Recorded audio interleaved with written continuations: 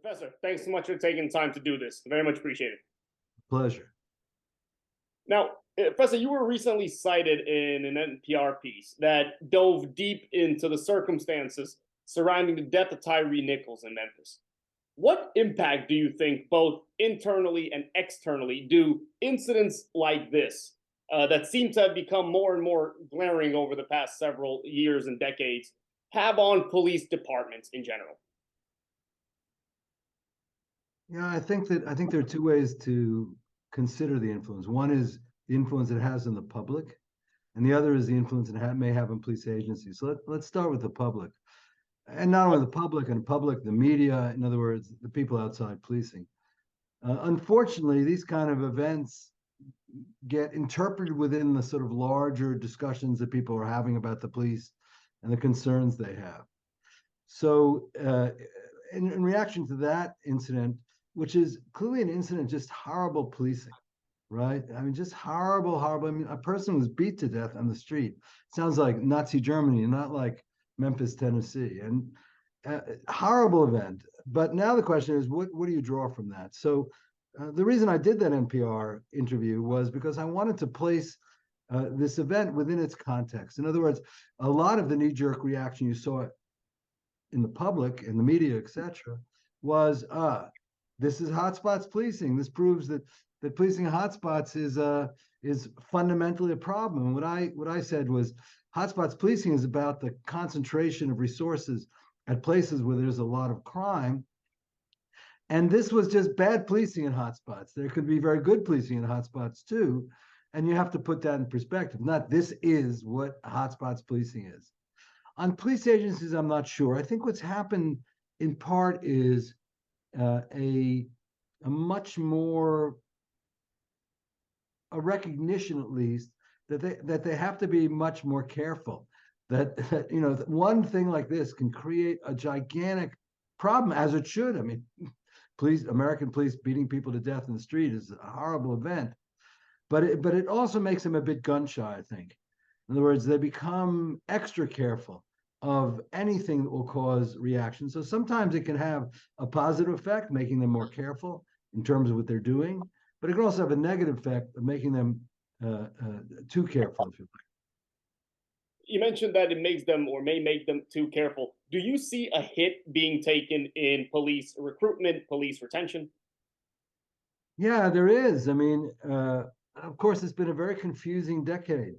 There's periods in this decade when the police were highly desired and people wanted more. And then there was some events that led to a very negative view of the police in many parts of American society. And that affects young people. Young people want to go into a profession that's respected and that does good. And yeah, it's created a problem for departments in hiring.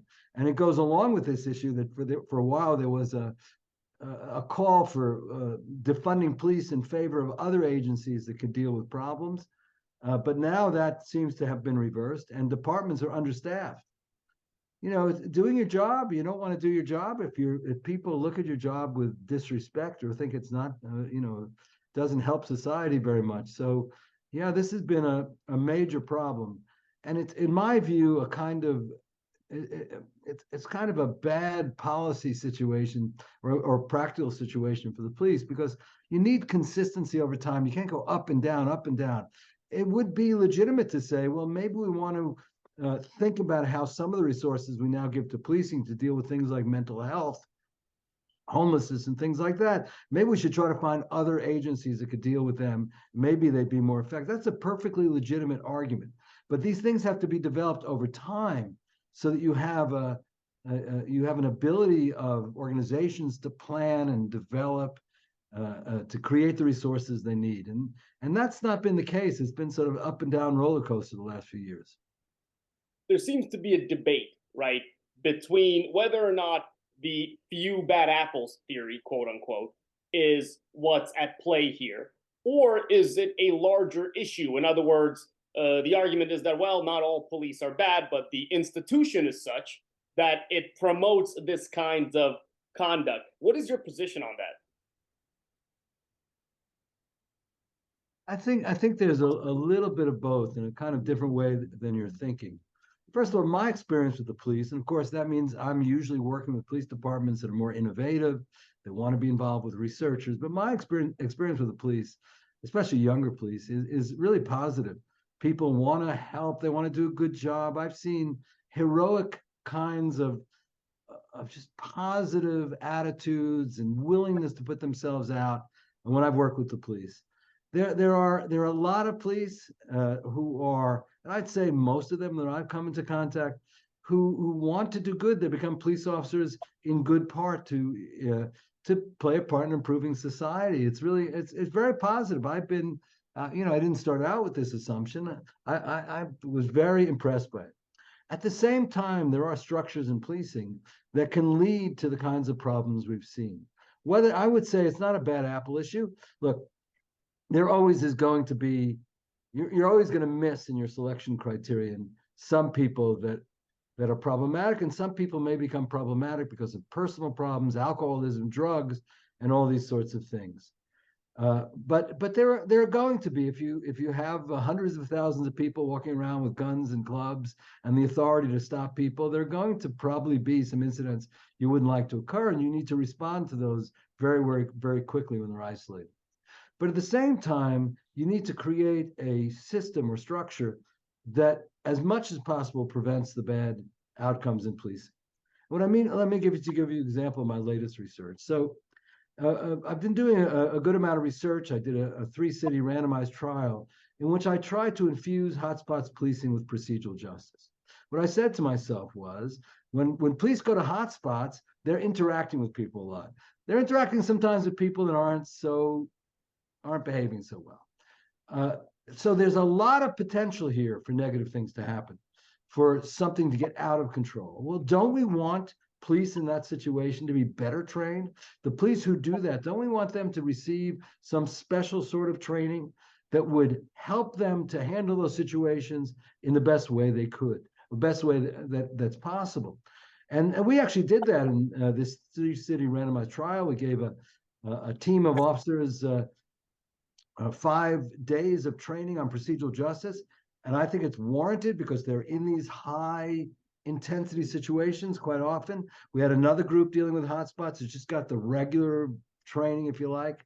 And we found that after in the experiment that the police who were trained treated people with more respect, dignity, listened to them, etc. There were fewer arrests, which is a good thing if crime doesn't go up. And indeed, crime went down about 14% in the treatment group. And citizens viewed the police as less harassing and less violent. And so what that says to me is that it's not the system is broken or bad, but we have to be thoughtful about how we train, develop, create systems to prevent the sort of problems we've seen over the last few years. Now, you mentioned hotspots. Hotspots is a policing policy that is oftentimes associated with what they call aggressive policing, very similar to something called stop and frisk. Is stop and frisk, in your view, as it is currently employed, and I know that it's not currently employed the same way everywhere, a useful legal standard? Look, first of all, hotspot policing is not SQFs, nor is it necessarily aggressive policing. You can have community policing in hotspots, something I've done a little work with. Many times, hotspots involve more aggressive policing because there are a lot of problems there. So you're reacting to things that lead to law enforcement, which is more aggressive than just talking to people. But there's the overlap that people have put between hotspots policing and stop, question, and frisk. You could have a hotspots policing program which you tell the officers no stop, question, and frisk. Now, the problem is this, that do SQFs have a place? That's sort of what you're asking, right? Right. So I just did a systematic review of stop, question, and frisk. And what we found was it does have a deterrent impact. Across a large number of studies, you do see significant deterrence due to stop, question, frisk. However, stop, question, frisk has some serious potential health outcomes that we don't want to see. Young people that are stopped tend to have more mental health problems, there are physical health problems. their effects and their attitudes towards the police. In other words, there's a lot of what economists might call negative externalities. In other words, not why you're doing stop, question, frisk, but it has these outcomes. In my view, given that, we should not use stop, question, and frisk as a strategy at the moment. There are plenty of other strategies that provide what seems to be similar effectiveness. Look, you could just go up to someone and say, I'm officer friendly and I'm here in the street and I'm just letting you know we're around. That has great deterrence value, if you ask me, if you know you're going to be around. However, let me just clarify two things, because there's been a reaction to my comments about this in policing, a journal of policy and practice, that I'm not saying that police officers never should use stop, question, and frisk. If you see a guy walking, if a police officer sees a guy walking down the street and there's a rifle barrel in his jacket, he has the power to, according to the law, and he should, according to good policing, stop that person and then, if necessary, frisk them to check that there's no rifle, right? That's different than a broad program of stop, question, and frisk. So first of all, SQF is a tool that is legitimate, according to the courts, in certain situations, as a safety issue, if you like, for the most part. The second issue is, I'm not saying we should never, it's not that we should refrain from testing and examining the impacts of stop, question, frisk. And here's what I mean by that. Let's say you believe that you could create a stop, question, frisk program with procedural justice, so that you'd sort of tone it down and carry it out in ways where the people who are stopped would feel better about that experience and treated more respectfully, etc. And then you wanted to see whether that worked as a deterrence strategy better than more traditional strategies. Well, that would make a perfectly reasonable subject for a randomized trial, for an experiment, for an evaluation. But what I'm suggesting is, right now, the evidence is not there for widespread use of SQFs as a proactive policing strategy. You mentioned a little while ago mental health as it relates to the internal processes in police departments. How do jurisdictions around the country, police departments, agencies, handle those kinds of issues within police departments? Well, look, there's an historical element to this. The police are much more, the police are much more, take more responsibility for mental health problems today than perhaps they did a generation or two ago. And part of the reason for that is the police got stuck with these problems when mental health shelters were closed down, when other city agencies couldn't cope with problems of homelessness and mental health. The police naturally become the sort of, the first responders. That's a tough issue, because I think we'd all agree that many times the police are not the best responders, for example, for people with mental health problems. So there've been a variety of programs developed that involve policing and mental health workers. I think that this is an area that demands special training, but I think it's also an area that demands that city governments begin to think about other agents besides the police and how they can either aid the police or create independent responses that would be effective. The problem is the police tend to be pretty good at doing things, actually. Well, with all the complaints about the police, my experience in conversations with community workers and city government is that they look at the police as, they don't always do it well or right, or they don't always do it right, but they look at them as pretty effective. You can call them and they come do something. But we need to, it's better for the police and better for the public if we spend some funds to try to create other avenues for dealing with many of these types of problems. And there lies, of course, the big problem. It's very easy to talk about doing things, but city government often does not want to expend the resources that it would take to develop alternative responses. Now, you've written recently about the institution of body cameras. How important are they? Are they useful in ensuring public safety, reaffirming public trust? Yeah, I think that body cameras is a difficult area because the research is not clear yet. There's some good evidence from experiments that when you have body cameras, it reduces the amount of abusive behavior by the police, makes them more aware of how they should behave. But I don't think this area is. I think there's more expectations of body cameras than the evidence so far has produced. We need more evidence to see how and in what circumstances. For example, one of the problems in many jurisdictions with body cameras is the police can turn them on and off anytime, right? So, that inhibits, if you ask me, the deterrent power of body cameras. In Memphis, by the way, I believe they kept their body cameras on. I'm not sure about that, but cops forget, they don't turn them off. Yeah, this is a more general issue. Sometimes these processes, in order to work, need to be done in ways that unions, for example, object to. Unions have been, in some ways, have done good, but in some ways have worked against improving policing. Another example of this is education requirements. I think there's broad consensus that education requirements are good for police.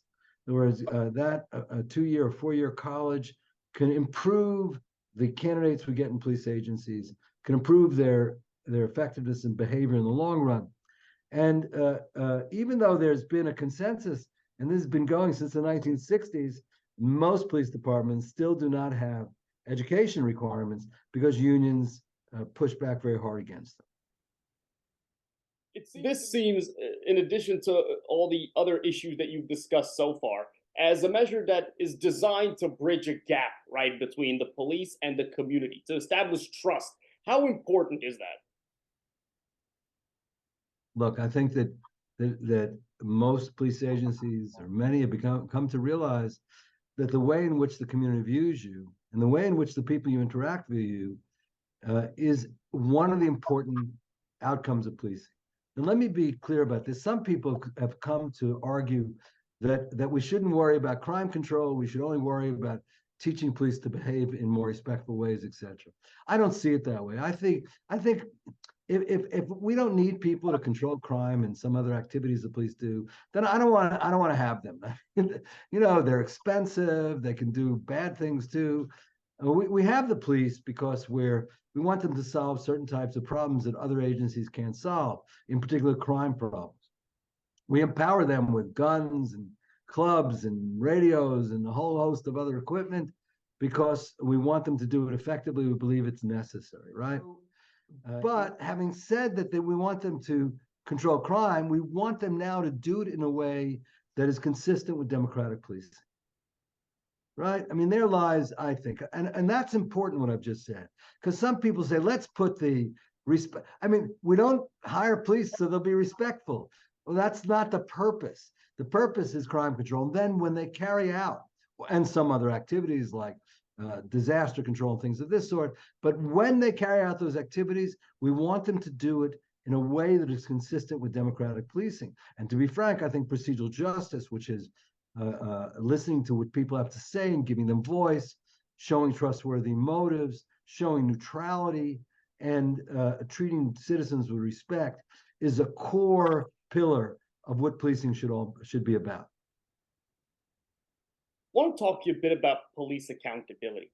Are we seeing more criminal prosecutions over the past several years, or are the internal processes in police departments really the measuring sticks for misconduct, generally speaking? Yeah, I'm really not an expert on that, so I don't have a lot to say. I think this is an area that's very hard because if you give the police too much control, that tends to lead to a situation where there's not enough regulation or supervision. If you don't involve the police, if you take them completely out of the equation, that can sometimes be viewed with police as kind of like, not recognizing the reality of the world in which we're in. This is not an area that I feel confident in saying very much. I say, like anything else, you have to strike a balance between controlling the police and having the police be able to carry out their tasks in effective and efficient ways. The media has changed so much over the past several years with the expansion of social media, obviously the internet blowing up.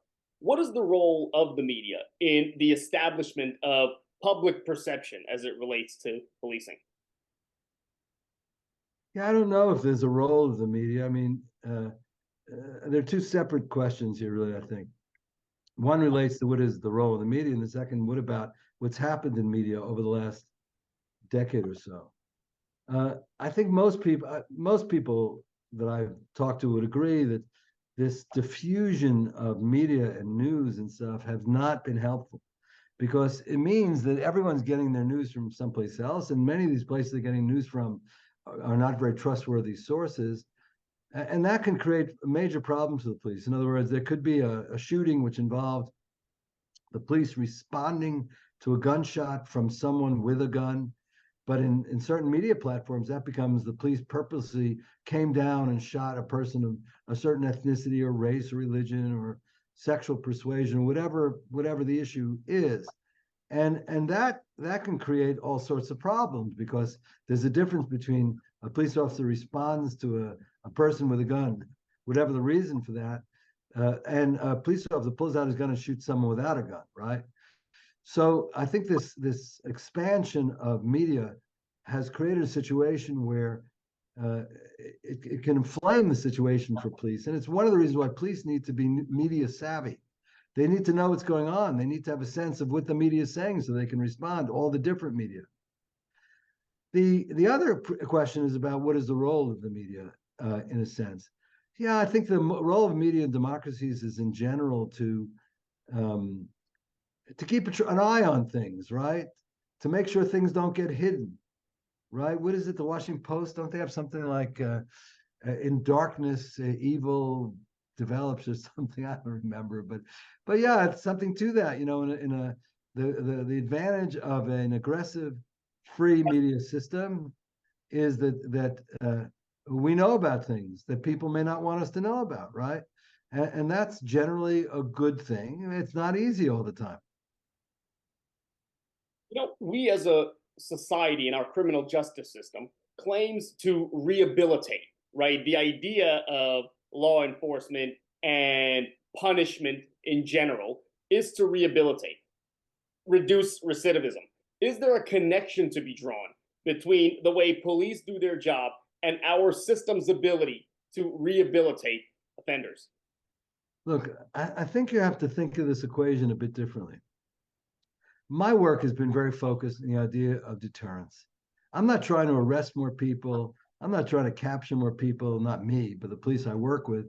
What we're trying to do is prevent future events. And I think that is an important way for the police to work. Reacting to past events is not going to help you in the future very much. It might a bit, actually. I take it back. There can be deterrence from capturing people and these types of things, arresting people.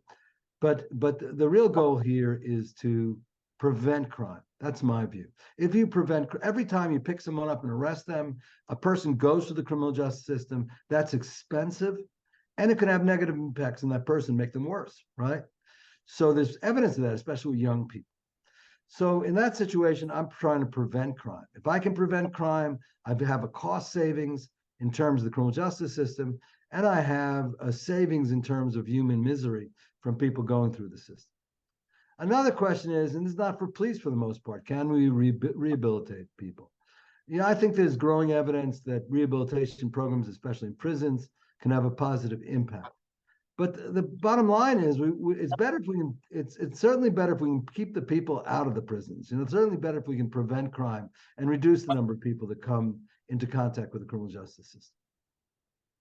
How harmful are things like defund the police, I put that in quotes, to improving the way police do their job? Yeah, the defund the police movement, like many sort of political movements, tends to become a lot of rhetoric and loses some rationality along the way, I would say. But the defund the police movement was not very smart in my view. I think that before you defund the police, you better make sure that you have other avenues for carrying out the tasks the police carry out. I guess the logic of defund the police is the police are doing more harm than good. I don't think there's evidence of that. See, my reaction wouldn't have been defund the police, my reaction would be, what is the problem? How can we make the police do that better? Some of these people that support this believe it's inevitable. It's bad, inevitable. The police are going to be terrible, right? I don't think that's true. I think we can work with the police to reduce as much as possible the negative outcomes. Now, there is what I would view as a positive element to defund the police movement. The police should not handle every job. The police have gotten lots of jobs that they shouldn't have, in my view. Now, much of policing, I think there's a study by Cynthia Lum and Chris Coper and others, much of policing, much of what the police do, other people at the moment at least can't do, but there are some things that others can do. And I think so defund the police raised the issue of whether there are other agencies or other groups that we could empower to do some of the things that the police would do. And to be frank, I think that would help the police greatly. So the positive side of the defund the police movement is when people don't use the term defund the police and they ask, are there jobs that the police shouldn't be doing or that others could do more efficiently or more effectively or more cheaply? And should we think about how to, divide the resources to be most effective? I think most police agencies that have tried to defund the police are now, or most cities that have taken this are in trouble. Like they're now trying to fund the police. That's part of that is they didn't do it very thoughtfully. If they had said over the next 10 years, let's see whether we can develop, for example, social worker groups or other mental health professionals that would help us deal with mental health, alcohol addiction, drug addiction, these sorts of problems, and how could they take away from some of the responsibilities of the police? If someone had thought about that, was willing to put money in and did it over 10 years, that would be great for policing and great for society. But that's not how this happened. By the way, I'll just give you an interesting statistic. And I don't think it's isolated. I did a study in Phoenix recently in which we asked people who live on hotspots of crime whether they want more police, the same amount of police, or less police. And almost everybody wants more police, either the same or more. People don't want to defund the police. And this is not only my study. There are lots of evidence from polls out there that the defund the police movement is not general in society. Now, I would say this, that there's a real downside to the defund the police movement in this way. In my Phoenix study, it's clear that people who live on streets that have a lot of crime problems, they want more police. They need the police. And when people come from safe areas that don't have crime problems, they think, even if they think they live in a crime-ridden community, most streets in a crime-ridden community don't have a lot of crime. The people who live in those streets need the police. And when people defund the police, they're actually creating a safety issue for those people who need the police. Now, having said people need the police, they want the police. They want the police to treat them with dignity and respect. And that is not too much to ask for, in my view. Professor, what issue do you see as most prevalent in the next, let's say, 5 to 10 years that will arise in policing around the country? Yeah, I think predicting the future is a very hard thing to do. Like who would have predicted COVID? Who would have predicted 9/11? I think it's very hard to do. But I think that if you ask me what would be the right thing for people to be concerned about, I think the right thing is for people to think about how they can advance police reform. In other words, improvement of police treatment of people, questions of this, at the same time that they advance police effectiveness.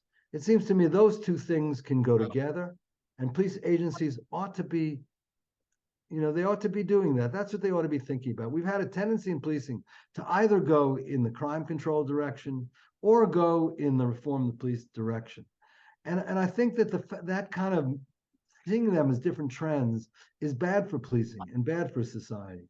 And what I would like to see in the next decade is for people to combine those in intelligent ways to develop the best policing we can get. Just as a comment, policing costs a fortune.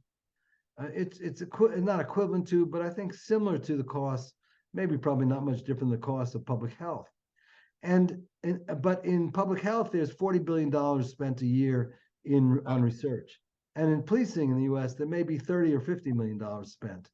We need to pay a lot more attention to how we police, what the effects of policing are, how we can be more effective and efficient, how police service can be carried out better. All these questions are key.